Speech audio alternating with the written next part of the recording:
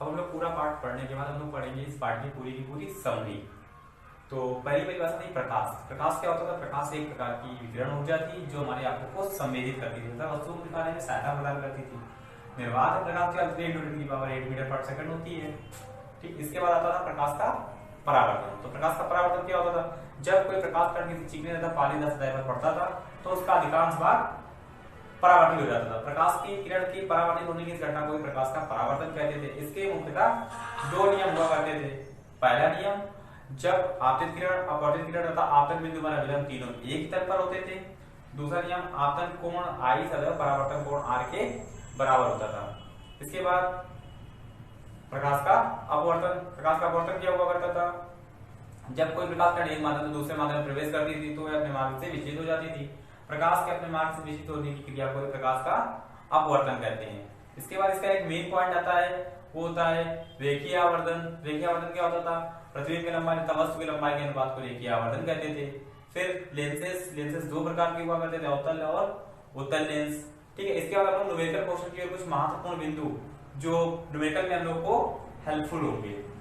पहला महत्वपूर्ण बिंदु, दर्पण के ध्रुव से जो वस्तु तक की दूरी होगी उसे हम लोग U से इंडिकेट करेंगे।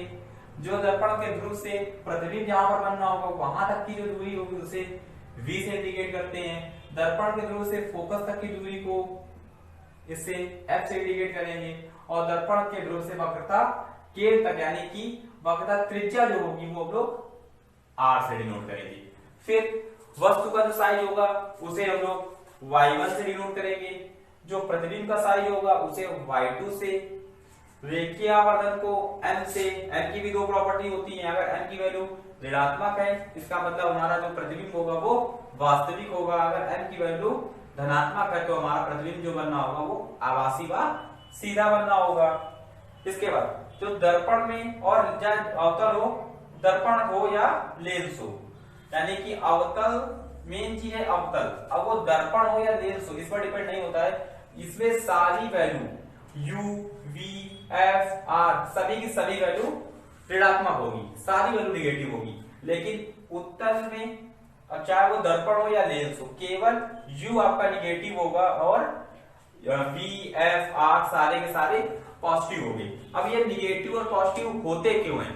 क्योंकि हम लोग जानते हैं कि अवतल दर्पण में हम लोग जितनी भी दूरियां मेजरमेंट करते हैं वो P से उधर की ओर करते हैं यानी कि LHS साइड पे करते हैं। लेकिन जबकि हमारी जो प्रकाश किरण होती है वो LHS से RHS की साइड आती है और हम लोग मेजरमेंट पास करते हैं RHS से LHS यानी कि प्रकाश किरण के आने की विपरीत दिशा में। तो प्रकाश किरण आने की विपरीत दिशा में जितनी भी वैल्यू हम लोग मेजर करेंगे वो सारी की सारी वो निगेटिव होती है। और यही कारण है कि अवतल दर्पण में हमारी वस्तु भी LHS साइड पे ही होती है, प्रतिबिंब भी LHS साइड में होता है, वक्रता केंद्र फोकस सभी की सभी LHS साइड में होती है। लेकिन उत्तर में क्या होता है? उत्तर में केवल वस्तु आपकी LHS साइड पे रखी होती है, बाकी प्रतिबिंब, वक्रता केंद्र, मुख्य फोकस ये सब लेंस के उस तरफ यानी कि RHS साइड पे होता है। फिर अगर हम लोग लेंस के लिए न्यूमेरिकल क्वेश्चन की तैयारी करते हैं, अगर लेंस है तो हम लोग फार्मूला लगाएंगे 1/f = 1/v माइनस का 1/u।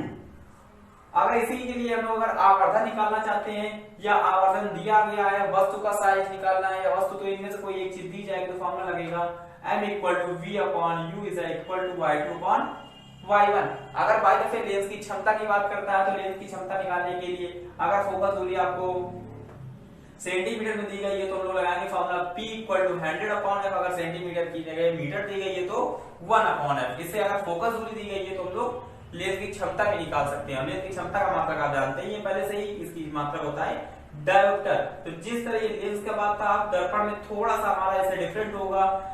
लेंस में यहाँ पर माइनस होता है और दर्पण पे यहाँ पे 1/f = 1/u + 1/v। और रेखीय आवर्धन में भी थोड़ा सा चेंजमेंट हो जाता है, यहाँ पे माइनस का v/u = y2/y1 आते हैं। लेकिन y2/y1 पे कभी भी निगेटिव साइन नहीं आता है क्योंकि वस्तु जो होगी या लंबाई जो भी मेजर की जाती है वो हमेशा पॉजिटिव ही की जाती है।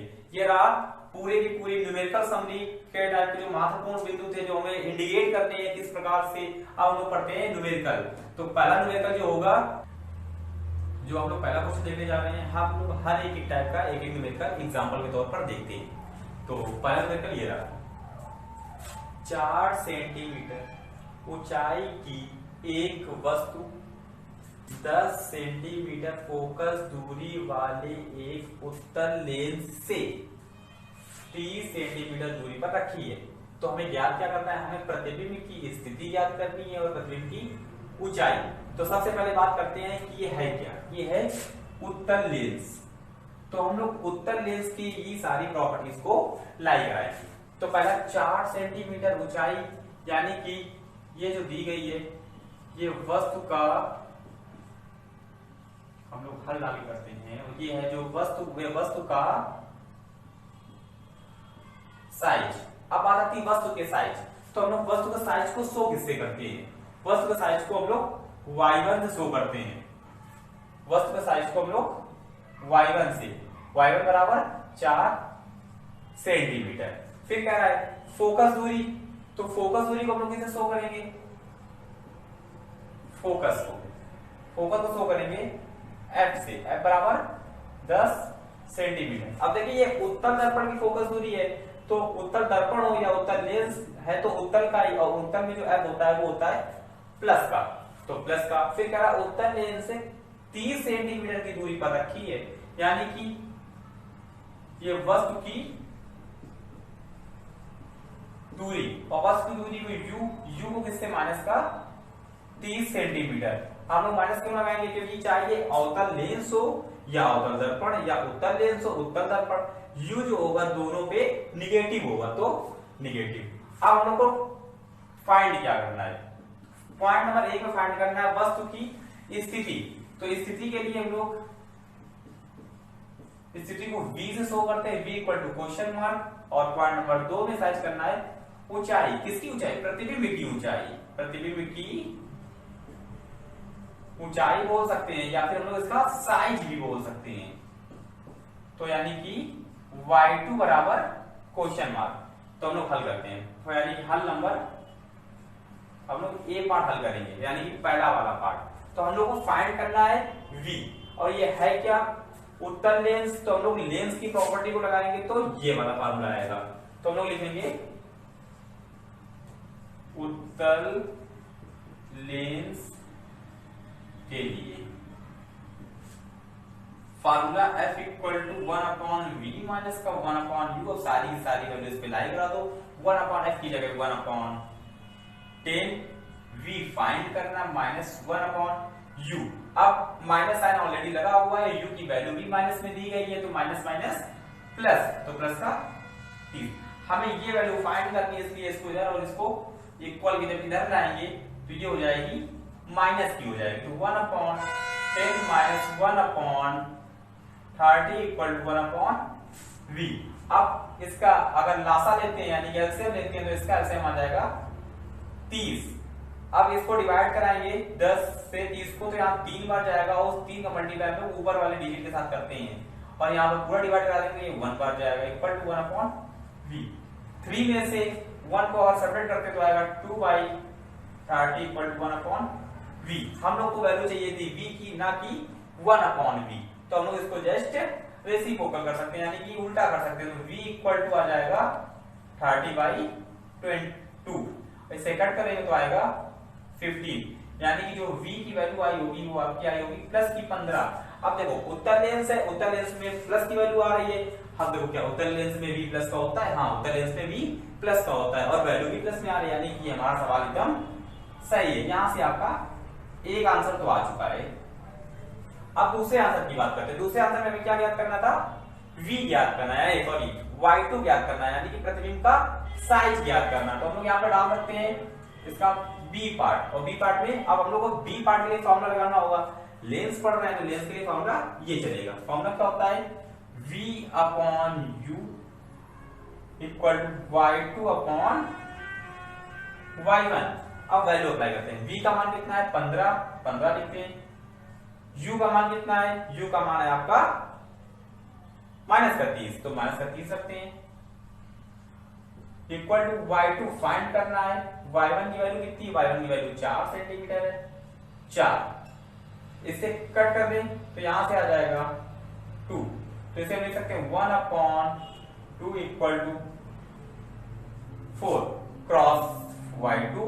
अब हम लोग करेंगे क्रॉस मल्टीप्लाई, तो y2 इक्वल टू माइनस का 4/2 कैंसिल आउट करेंगे तो आएगा इसको 2, तो y2 बराबर माइनस का 2 सेंटीमीटर।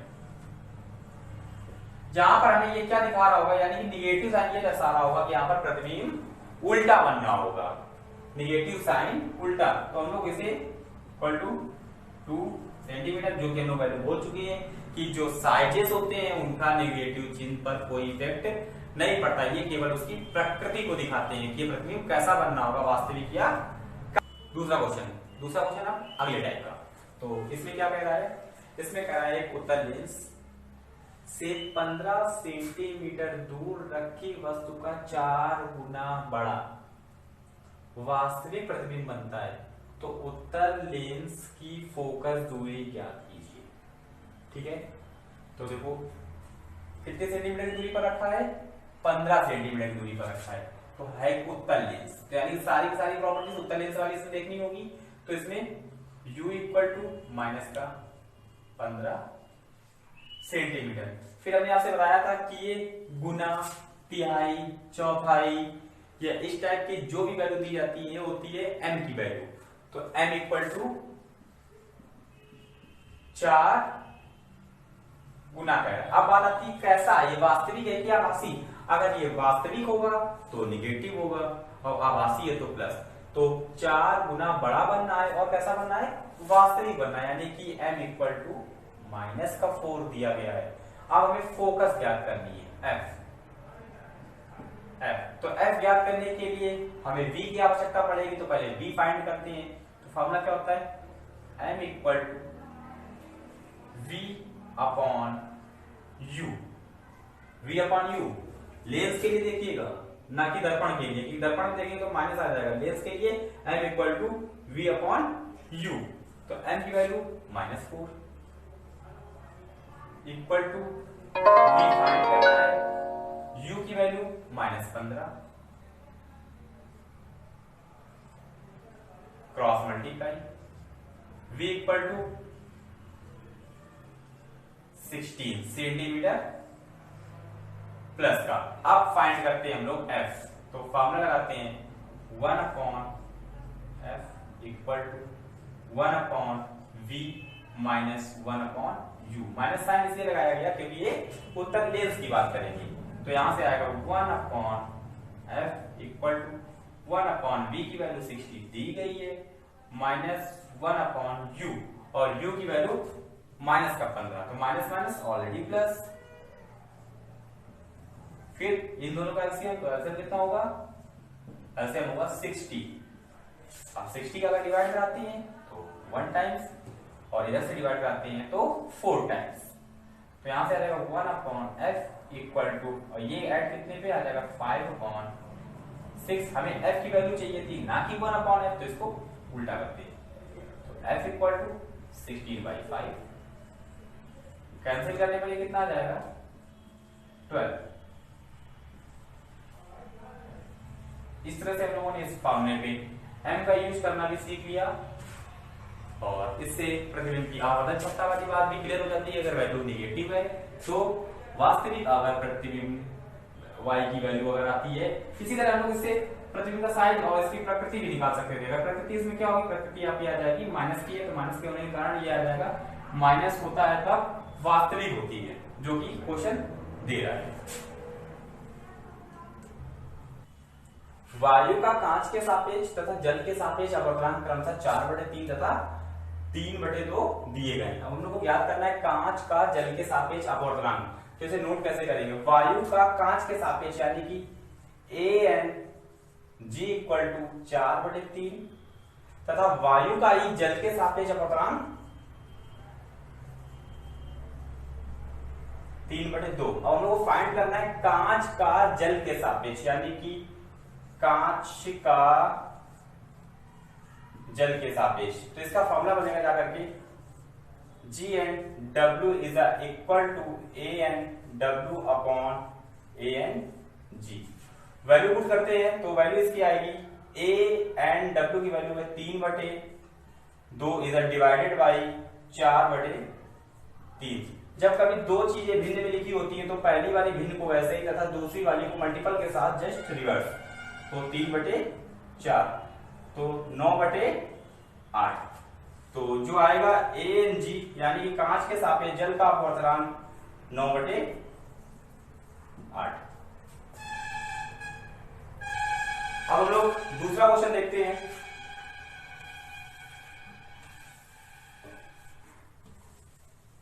दूसरा क्वेश्चन संलग्न चित्र में अपवर्तन कोण तथा माध्यम B का A के सापेक्ष अपवर्तनांक ज्ञात करें।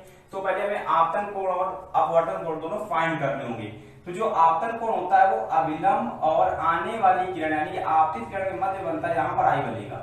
ये पूरा एरिया 90 का होता है, 45 दिया गया है तो ये आ जाएगा 45 तथा अपवर्तन कोण ये होता है, ये बनता है आपका अभिलंब और अपवर्तित किरण के बीच में। तो ये दिया गया है आपका 30 तो ये आ जाएगा 60। तो यहां से वैल्यू जो गिवन हो जाएगी वो आ जाएगा I = 45 एंड R = 60। तो Snell law N = sin I upon sin R। तो I की वैल्यू sin 45 अपॉन sin 60। तो sin 45 की 1/√2 और sin 60 की √3/2। सेम प्रोसेस इसमें भी जो दो चीजें भिन्न दी जाती, पहली वाली भिन्न वैसे तथा दूसरी वाली जस्ट उल्टी। तो यहां से आ जाएगा ये 3/2 तो यहां से आ जाएगा 2/√3। तो इससे इसको कट कर देंगे तो यहां पे आ जाएगा √2। तो इसको लिख सकते हैं √2/3। तो आ जाएगा N = √2/3। इसी को हम लोग 2/3 की पावर ½ भी लिख सकते हैं।